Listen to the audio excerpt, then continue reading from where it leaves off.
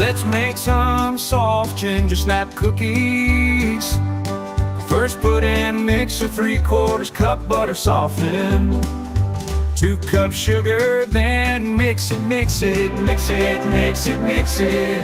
Then add 2 eggs, 1/2 cup pure molasses, 2 teaspoons white vinegar. Then mix it, mix it, mix it. Then add 1 teaspoon cinnamon, 1 1/2 teaspoons baking soda, 2 boxes of gingerbread cookie mix. Then mix it, mix it, mix it.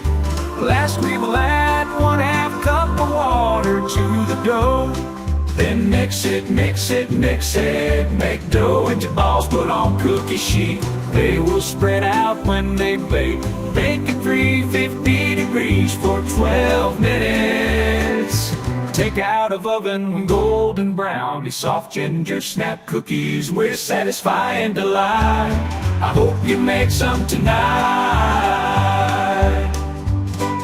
Soft ginger snap cookies.